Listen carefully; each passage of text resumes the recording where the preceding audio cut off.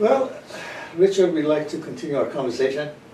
And in this part, we talked about it in our interfaith gathering briefly, and on Sunday we're going to talk about it more. Our understanding as Baha'is, from Baha'is teachings, is that the moral teachings of all religions are essentially in harmony on the question of forgiveness, compassion, kindness, generosity, justice, and you name it, just so many. It's essentially in harmony because they come from the same source of what we call God or goodness. What is the Unity perspective? Unity doesn't spend a great deal of time on morality, other than the foundation of that which is hurtful, that which is harmful, that which is divisive, and that which is creating a sense of duality is going to have its own natural consequences. We believe in human consequences for human actions, but we don't meddle so much in telling you this is the way you have to live. This is the law that you have to live. Certainly the Ten Commandments contain things in it that all religions, thou shalt not kill or steal. Right. But our moral teaching is really, again, about kindness, about compassion. Is what you are doing, how you are behaving, creating a greater reality of love or a greater reality of hurt and pain. And so we would always fall on the side, as we did in the previous dialogue, to the place of peace. Are we bringing peace? That's our moral teaching. Bring peace. Mm-hmm. Do no harm, right. But only do good. Right. So in that sense, I think we are in sync. That based on your experience, and that has been my experience, particularly through interfaith gatherings, that none of these religions that we associate with teach contrary to these truths of compassion and forgiveness and kindness. And the emphasis could be different from one religion to another, but these essential teachings are in harmony. Do you agree? Between Judaism and Christianity and Islam? With a few exceptions. There are a few exceptions of moral teachings. I don't know if this is the venue to get into them. This is the way you were supposed to live your life. And Unity would say, using Scripture, judgment is not mine. Judgment is not for me. It is judgment will be your relationship with the infinite. Are you feeling peaceful? Are you experiencing the goodness of life? Yes or no is going to be the consequence, good or bad. So we're not going to necessarily dictate what constitutes or how you should be behaving in a marriage. Right. But isn't not judging also one of these general teachings then? I mean, that's always a thought, that it's not my job to judge you or judge anybody else. Correct. It is between me and God. You and the infinite presence that's expressing it. Now, judgment or wisdom is one of the 12 powers that Unity teaches. It's the ability to discern for myself what is of God and what is of separation. Right. What is of God and what is of the darkness. And where am I called? It's a very personal relationship. It's a personal job, you say, mainly. Right. So we're not going to be condemning anybody. Right. Of course, heinous acts. Right. We will stand up against them. Right. But what we will not do is give up our ability to look beyond the act, the behavior, to the essence that is underneath, to the good that is underneath that maybe had been forgotten. Yes. Our job is not to judge your behavior. Right. It is to see beyond your behavior, to lift the veil to behold the divine essence that maybe you had forgotten. So it's a little bit more compassionate. Yes. We agree. So coming one step further, then I want to just focus a couple of minutes on the question of laws of religions. Again, when I look at the Old Testament, New Testament, Quran, Baha'i writings, I see a pattern of similarity in laws. For example, there are prayers in all religions. There is fasting in all religions. There are laws of inheritance in different religions. Now, the format and the type and the number of prayers, obligatory prayers, and this could be different, but essentially all these religions also give us a way to express that divinity within us. which we call laws of religions. Do you also see that general harmony between these laws in what you have experienced? From a unity perspective, and maybe it's because we're so young in relationship to the world of religions. You're just a little bit older than we are. Everything is based upon law, but not law as moral teaching. Law as God. Unity talks about God as love, right. And that's all that the infinite can know is love. But the law is your ability to create. I have given you repeatable processes by which you can create the life that you exist. So the law, either it be a blessing or a punishment, is strictly on the individual. A law, for instance, would be the law of cause and effect, or as some people might say, the law of karma. As you are putting out, you are receiving. As you are thinking, so you are experiencing. That is a foundational principle of unity. There's not law from the standpoint that you're supposed to pray a certain way, or you're supposed to repeat a certain word. The Lord's Prayer would be in unity a prescription to break it down, a prescription for a full life. But it is not a law that you are to pray that prayer. Right. The only law we would have is find the prayer that works for you, that makes you kinder, more gentle, generous, and compassionate. Work it. You say that. So it's much less rigid in the unity movement. I was going to say that much more open. Mm-hmm. Rather than rigid. What do you say? It's much less rigid. It's less rigid, you're saying. Right. Yes. So we're not going to tell you this is the way you have to practice your spirituality. This is the way that you have to learn about God. This is the way that you have to experience God, and these are the steps you have to take. Right. There are processes and ways of praying that are suggested. But, for instance, if you come to our community and you are praying from a Baha'i perspective and it is making you fulfilled, nobody's going to tell you that it would be wrong. Right. They would say, follow that. Here's what some people are doing. We have some that come from a Christian, a Mormon, a Jewish, who all pray differently, right. who all have different laws. But they all pray. They all pray. And prayer is foundational to unity. If there were to be anything that resembled a law, it would be, we're not going to tell you how to pray, but pray. But pray. And meditate. Be still, be quiet. Right. Quiet. I guess we're also in agreement that essentially these moral laws and these laws are to guide mankind, again, to that unity, to that sense of oneness. Mm-hmm. And it is done in different ways in different religions, but for the same purpose. Yeah, and again, I'm going to return to Unity's perspective that the life is set up as law itself. We don't have this entity that's interfering with your process. It's the law of mind action. As you are thinking, law is responding to that. It can do nothing but respond to what you have placed within the computer of your mindset. It spits it out. Mm-hmm. So whether you believe you can or you can't, you're right. Whether you believe you are prosperous and healthy or not, you are right. It's not the universe itself is not a respecter of human beings. You, as the creator of your reality, are living under divine law that says, you have it, it's yours. It's yours.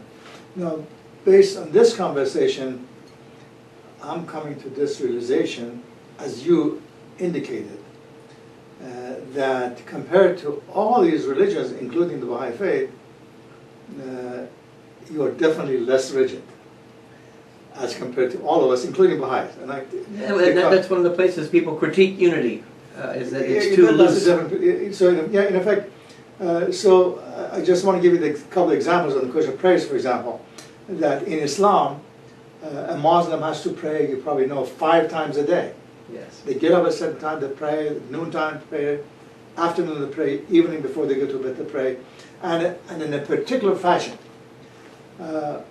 Now, Baha'u'llah made it for Baha'is a lot easier than that. So he says that you have a choice of what you call obligatory prayer. Just saying a short prayer at noontime, which is 2 lines, or if you choose, pray 3 times a day, morning, noon. And if you choose, pray this long prayer, and you can only say it 1 time a day. It may take 10 minutes. But he says it, he calls it obligatory prayer. And the reason for that, he said that we as human beings, if we become too loose and too open, we would have more tendency to forget.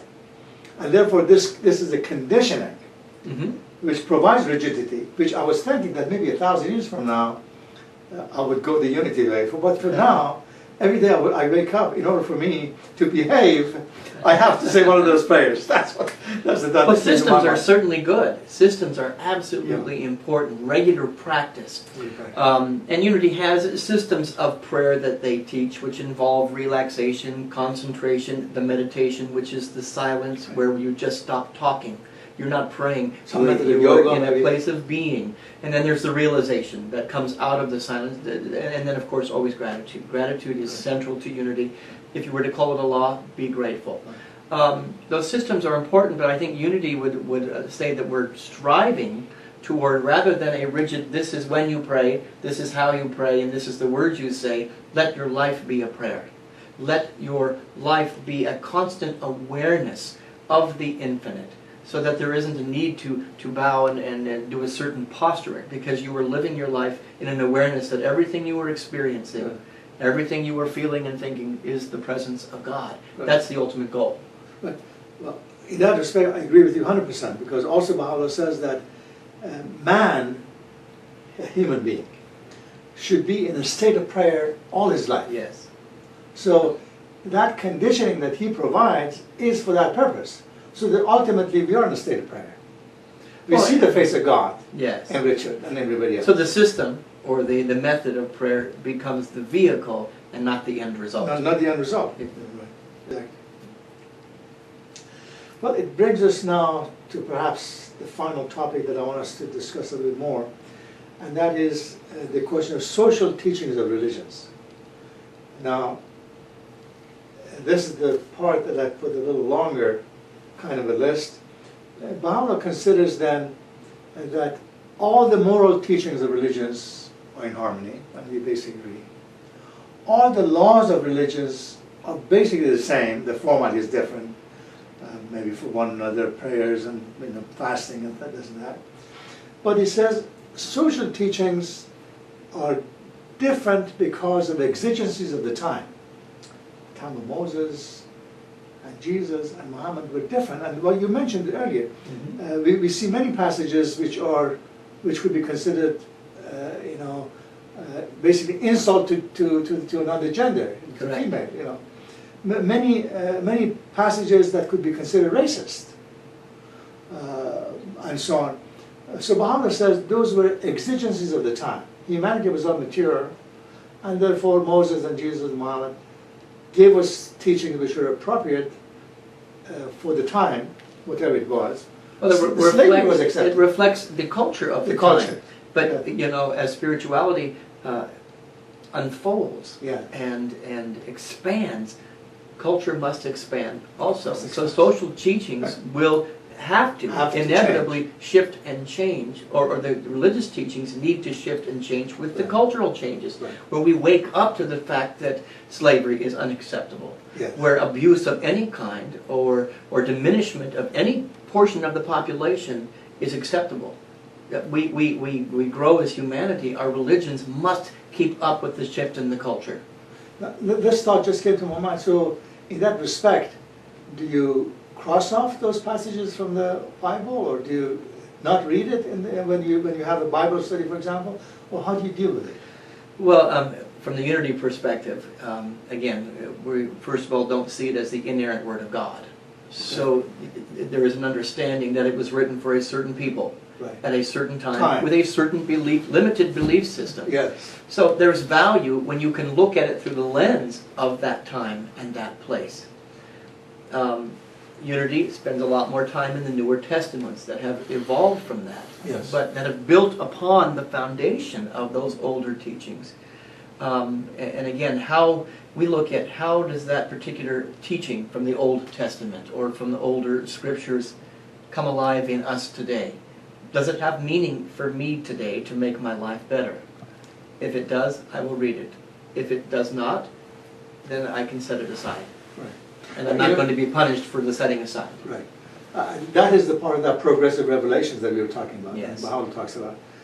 That in that sense, and I just remembered, what's his name? Thomas Jefferson, who, do you have it? The Jeffersonian Bible took a lot out. It said science can't prove this, so we just remove it. Yeah, let's put it aside. And maybe Jefferson Bible, I read it, you know, cover to cover, and it's wonderful. Everything in it makes sense. So that is the idea of updating, which is basically what Baha'u'llah has done. But what Baha'u'llah says, and that's the point of reflection, is that if everybody, you and I and everybody else, come up with their own Bible, then it has value, but then there could be thousands of variations of it, which would create thousands of sects within each one of those religions, and therefore it could create infighting and lots of differences. So in that sense, Baha'u'llah's ideology is that God does not leave us alone. And approximately once every 1,000 years, that general updating is done by what we call those prophets of manifestation of God, including Baha'u'llah. Mm-hmm. And therefore, Baha'u'llah says that read what I'm giving you and just and decide for yourself whether I'm saying it just because I'm saying it, or I'm saying it because God gave me this vision to say it for man for today. And he has put certain criteria, so that he was uneducated, he was from nobility like Buddha, and he was put in jail for 40 years to say this stuff in 100 books. He requests humanity, please at least read it, to see whether this is from God or this is from me. Just some reactions, thoughts. Well, the first thing that comes to mind is a phrase I often say, and I don't know who originally said it. The only Bible, the only scripture that some people will ever read will be your life. And I think that you and I, all of humanity, is a Bible. So we might find a little bit of different perspective, and that does empower the individual and has the inherent risk of more divisiveness. However, in case we don't humble ourselves to listen. Right. So rather than exactly, Yeah. And the only Bible I'm going to read is your ability to listen and to try to understand or not. That's the Bible I'm reading, regardless of your scriptures and your prayers, which are holy and beautiful and wonderful. I'm going to notice you again by your fruits. And many people who don't read, who will never pick up a holy scripture, but will know intuitively, I am experiencing the presence of God in this moment because I feel closeness, I feel love, I feel harmony, balance, and peace. Yeah. And I think that to an extent, and I'm probably going to cross a line here, that all Holy Scriptures, when they become the only interpretation, keep us from that individual expression of God. I'm living through the lens of somebody else's writings. I'm experiencing God through somebody else's experience of God, which is once removed from the experience of God. For instance, in Catholicism, there's a pope to interpret things to you, and we go through the pope to experience God, or we go through some intermediary, whether it be a prophet, whether it be Jesus, or anybody, that Unity would say, go direct. You have a direct line. And the Scripture points you that direction, but don't stop at the Scripture. Point to putting the book down, closing your eyes, becoming still, and the realization that the Bible, that is God itself, is alive in me, and it's beyond words. It's beyond writings. It's beyond anything that the human mind can really understand. So it becomes beyond almost human comprehension, which is why in deep meditation, the personality fades away. And I believe my ability to set Richard the personality to one side and to be able to listen with compassion, whatever you're sharing with me as your experience, will be the Bible that you're going to read in my heart.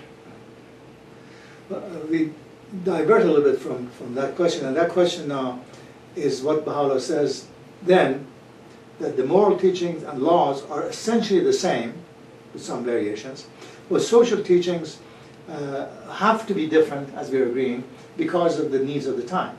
One of my ideals of ministry is I meet people where they are at.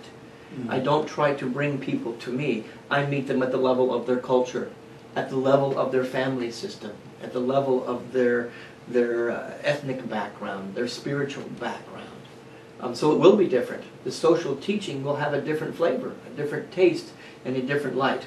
based upon, I can't come into somebody else's home and tell them my law is the only law. They have laws within their family unit that must be adhered to, or at least respected. Listen, could I challenge you just a little? Please, please. What I want to challenge you with is that I go to this home, and they are wonderful Christian or Muslim, Jew, Baha'is, whatever they are, but they believe 100% that races should be separate, that women should find their place, should not sit at the same table, and should serve the man and all of that.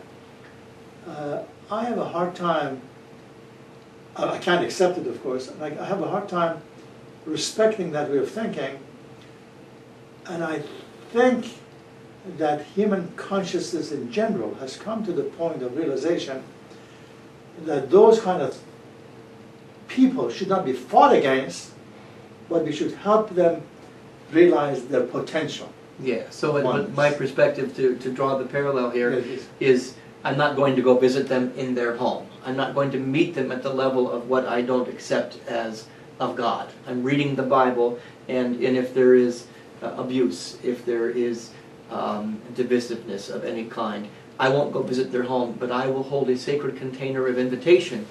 You're welcome to my home at any point. And I tend to fall on the side of Mother Teresa, who said, if you throw an anti-war rally, I will not be there. But if you throw a pro-peace rally, I will be there. So my job is not so much to stand against and fight against something, but to be known by my own actions, to hold a sacred container, to shine a light on what I believe to be true, and let the world make up their own decisions. So I become a magnet as opposed to a sword. A wonderful way to say it, yes, I agree. And it's difficult because it's sometimes the human ego wants it done more quickly. Yes. It's not an evolutionary process That's going to be immediate. It's easier to take a sword and to wipe out those who don't agree with, or who live a life that I don't agree with. Right. It's a much more organic, beautiful, and long-lasting process to simply be the light that I know that I am, and let people know me by my behaviors. As you said, and that was actually a conversation I was having on Facebook with some of the friends. It requires patience, it requires perseverance, it requires love, and it takes longer. It may even require your life. And it may look require at your Martin life. Luther King, Exactly. Non-resistance, do not fight against, and he gave his very life for it, but I believe forever changed the face of the planet as a result of his ability to just shine truth as opposed to fighting against. You know, I was having this conversation with an African-American lady, and who was so much hurt, particularly because of what has happened in the past year. Tens of young people are killed, slaughtered in different ways, and she was badly hurt. And she was saying that you are talking from your place of comfort, you're saying that patience and forbearance and this and that. We have to stand up. And I gave the example of Gandhi and Martin Luther King, and they ultimately gave their life for it, but they understood that through patience and through this having open arm and open heart, they can finally achieve it, not through fighting it. Yeah. The same thing. Well, and I think that the immediate knee-jerk egotistical response is, I can win the battle. Yes. And you may win the battle, and you may crush something and bring a light, but it's not long-lasting. You would lose the war. You will lose the war because non-resistance is a teaching of unity. Yeah. That which we resist is going to persist. And that which we can embrace and love and find a different voice, a different way. I certainly meet, the recent acts here in the United States have pointed out we have a long way to go. We still have a long way to go. And I will never be one to shy away if I'm in an environment where I behold that kind of racism and divisiveness, and I will stand up if I'm asked, but I will not necessarily do it at the end of a sword. You won't go and fight it, but you will go. Because I perpetuate the very behavior that I am standing against. Right. You would be doing the same thing, basically, if you just fight it in that fashion. And I realize I have a responsibility because I have a voice that some people do not have. Right. Some people who have experienced firsthand the lack of privilege that I have. I understand that. My job is to speak anytime I get the opportunity in love, not in condemnation, but to shine a light on the darkness. Again, our original dialogue, let me be a light in the midst of it and just let the world look at it. Okay. I believe that change will happen slowly, but beautifully.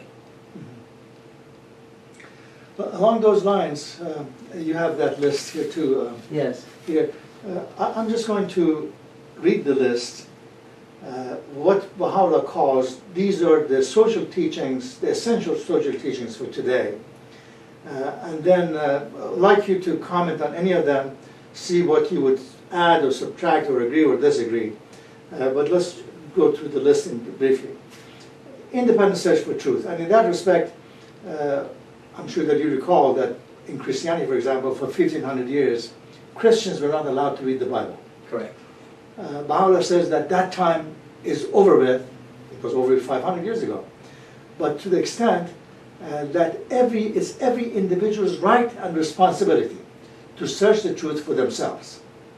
So, but when that's very much a unity concept, and a Buddhist concept, yes, that would say, here is my truth I'm sharing as the leader of this particular ministry, but you go try it on for yourself. Does it work for you? Right. So again, the Bible becomes your life. Does it resonate with me? Don't accept it. Don't blindly accept what I have said is true. Go put practical application into place and find out does it resonate for yourself. Yes. Then he says that he's talking about these things as the social teachings for today. That I think on that one we agreed. Then he says the importance of harmony of science and religion, because of some of the examples that we gave. That some of those unbelievables becomes a barrier for human progress in effect. And therefore he says that if it doesn't agree with true proven science, it is not really a truth. So therefore, for example, ascension of Jesus and resurrection has really a spiritual significance, and so many other examples. But they should not be taken literally. So in a sense, one of the other teachings of the Bible, I think Unity Church, is the importance of harmony of science and religion. Complete agreement. One without the other, and Einstein said something about one being without the other is ignorance. Is ignorant. They must be partners in moving forward. One will be leading at any given point. Yes. And I believe that spirituality, and I'll be so bold to say that unity, as a part of that charge, has led the way to science. And science is now proving some concepts of cause and effect. Science is all about cause and effect. And that's what unity is all about. That it's a wonderful dance, but at any given point, one is leading the other. But when one is left behind, I believe it's very dangerous. Yes, yes. The two have to be in harmony, in sync. Yeah, and what we would say in unity, it's the beautiful gift of God, thinking and feeling nature. Spirituality is the feeling nature, the divine feminine. Science as the divine masculine, the thinking nature, must be in partnership for life to be created.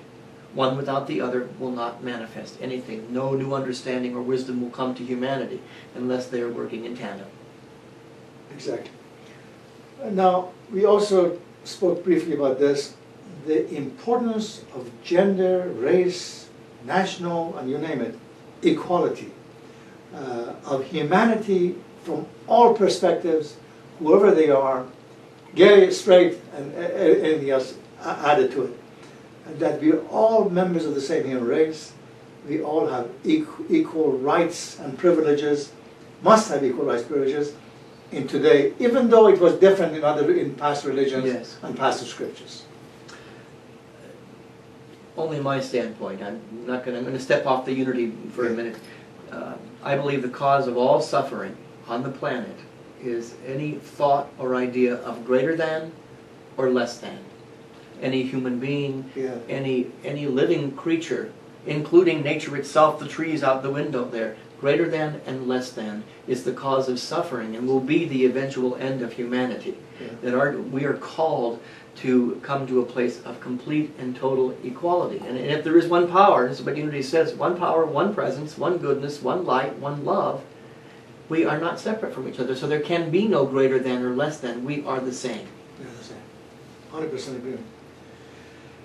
And then, I guess that's also related to the other thing. He says that it is important at this stage of humanity's progress and progress of the science to do away with what he calls abolition of all kinds of prejudices, superstitions, and unfounded dogmas that lead to this separation and to this division and to this hateful confrontation that we see from the age of Crusades until today, what we see from the ISIS and Al-Qaeda and all the rest. That we have to help humanity get over it. So how do we do that? That's the great question. And again, Unity would say, let me shine my light so brightly that those around me cannot help but know that that same light exists within them. So I'm not going to necessarily force the light, because then it doesn't need to be forced. No, it's a state of being. It's not a state of doing. Yeah. So it's a state of ministry that is, we become, and Unity would say, radiating a center of light, a radiating center of love and peace in such a way that I am transforming everything around me. I agree. I'm not going to go through all of this, I'll just mention some of them. The other thing he writes about extensively, Baha'u'llah and his son Abdullah, is on the question of economic injustice. And he says that ultimately there needs to be a spiritual solution to economic problems. And then, of course, suggestions that some economists also agree with, and there's some places practice, of doing away with the extremes of wealth and poverty through such things as progressive taxation, through profit sharing for workers, and through spirituality, which means that when I see suffering around me, I should not accept it as a human being. So spiritual solution to economic problems is that it should become not only part of economics, it should be part of any church practice. Generosity is foundational to the Unity movement. We don't use, in this particular church, the word tithing a lot, but we use the word generosity, and that's a generosity of compassion, a generosity of wealth, a generosity of resources, a generosity of love. And so we are called, as part of our basic tenets, to share that which we have. Not from a standpoint of thinking, well, it needs to be equal, you need to have an equal amount.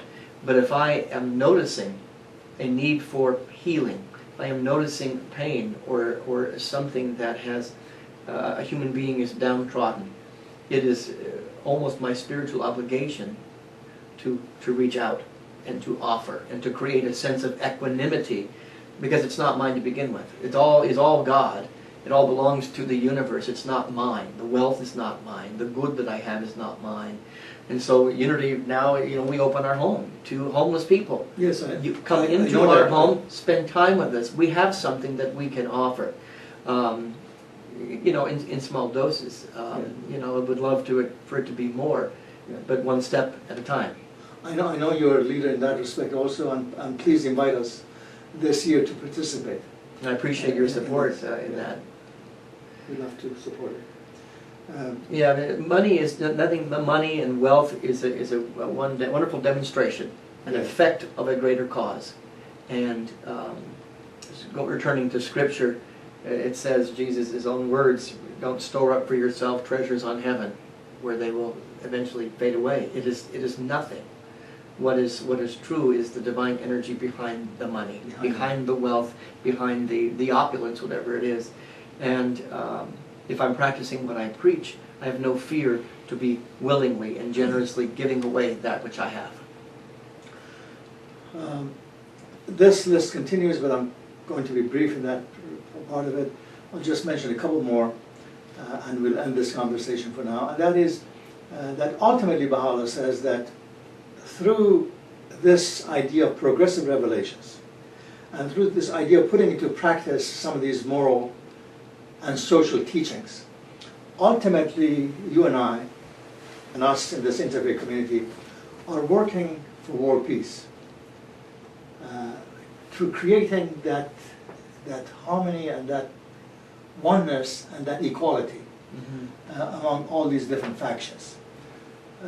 But then ultimately, what we spoke during the break a few minutes, I'd like your reflections on it. Baha'u'llah says that the ultimate progress of humanity in that respect would be that when the masses of humanity achieve this and understand our unity, understand oneness, understand these equalities, and the other things that we mentioned, then we need to have a system of world governance, like USA, the federal system that we have here, so that every nation or every state would have their own autonomy, but there's a world government, a loose system of world government, which is mainly in charge of global security, so that when these wars pop up from here and there, it won't be one nation against another nation, but then they would manage it so that they would stop these wars, if at all.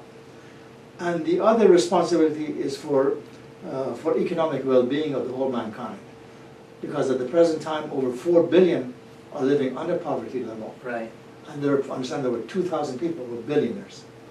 So that extreme should go away. So that can be done through a system of loose federation of states who willingly attempt to create and maintain this peace on earth, as Jesus said, there should be peace on earth as it is in heaven. So that is Baha'u'llah's suggestion. What are your thoughts? What's Unity's thoughts? Well, as a Unity student, I'm going to maybe back away from that line a little bit and take a different perspective on it. As humanity evolves, peace begins always. This is one of our tenets. Begins with me. And peace on earth will be a byproduct of the tipping point, the critical mass. Enough people are holding the potentiality, the reality of peace within, the reality of peace within us. Then we amplify that. We multiply that by the two of us going out and having that same relationship and inviting others into the dialogue of peace. That when we hit that point, whether it be 51% of the population is playing in that arena, almost the need for government goes away, because it is an organic state of being, using the ideal of critical mass and energy. Yes. That anything that is unlike that energy will automatically and organically fall aside. Those who are not playing in that, the other 49%, will either change, shift, or organically disappear from the planet. So that darkness will go away. It will no longer exist, because the light has been turned on to such a degree that there's no need to govern. We are in a spiritual agreement where we don't have to govern that your wealth is my wealth, my good is your good, and we share it with anybody who happens to be in our experience, so that it becomes a natural state of oneness, a natural state of being that doesn't need to be managed, that doesn't need to be policed, that it's just a way of being. Now, that can be called very Pollyanna-ish a little bit, but I have hope that it is a possibility, that it will just be a natural state. Will there be hierarchy of organization? Organization and structure is always important, but I shy away from the term government, because I think there will be very little to have to govern. It will be the return to the Garden of Eden. Yeah. The knowledge of good and evil no longer will be existent, because there will be no darkness or evil or duality. That's a good way to visualize it. I guess in effect you're saying that there'll be less need for governance, there'll be a lot more self-governance, but then, as you also said, there would be still need to be leadership, in order, just like you are the spiritual leader of this community, in order to lead and guide humanity to that light. But in taking it to the microcosm of my small community, maybe my ideal is to work myself out of a job as a leader, that I will become enfolded into the community in such a way that there's no longer a need for a leader, because we're all leading and facing the same direction towards harmony. So in that sense, let me ask you to have the final word, in the sense that, how do you see the short-term and the long-term future of humanity? We Baha'is see the short-term to have a lot of this darkness will continue, but of course the long-term would be that light and that harmony. Can you put any kind of time frame with regard to peace on earth, with regard to this real unity that you're envisioning? No. I'd be reluctant to put a time frame on it, other than it is in this now moment. That process that you just described of going through the dark night of the soul is happening individually for me today. Every morning I get up, I get to have that experience. My community of Unity North, my community of the interfaith partners like you, we go through this every decision we make. So it's an instantaneous process. The light can happen here today. We had to come through experiences in the human realm to allow this conversation to be possible. So we're in process. And Unity would say the most important thing is the journey, right, not the destination. I don't know when the destination, I don't know what it's going to look like, right, but I do know that the light that is at that destination can be experienced within this dialogue right here. I'm experiencing it. Yeah, so and again, that gives me a great deal of hope for humanity. And I believe personally that we're probably going to have to face more darkness before we get there, probably as humanity, because Unity has something called chemicalization. When you are putting something into a container, a dirty glass of water, and you're putting clean water in, the dirty water has to come up to be released, has to be let go, so that anything exists within me, our systems, our government, our world, that is unlike the peace and harmony and love that we've talked about, it's going to come up and say, deal with me. Are you committed to and resolved that this is where you're going? And then it will be organically, lovingly released. Not fought against, but it's going to have to be noticed. And I think it's going to have to come up first. The darkness is going to have to come up before we can let go of it. Understand. With that positive note, I have a couple of gifts for you, Richard. Thank you. One is this Dynamics of Faith by Paul Tillich that I think you'll enjoy. I enjoy everything you give me. You're so generous. Yeah, thank you so much. I think this is, he was a Unitarian Universalist who has written this. And also, with all your business schedule and all the books that you have. And this is only one shelf. I've got about 20 at home. I'd like you to put it on your reading list. This is called Baha'u'llah's Teachings on the Spiritual Reality. So much of it you're discussing. And this is really the synopsis of the 100 books that Baha'u'llah has written that I think you'll enjoy reading. Thank you. You're very kind. Richard, thank you so much. My pleasure. Enjoy it. Thanks for being a bridge builder. See. So I'll end with my prayer for humanity. Fantastic. May all be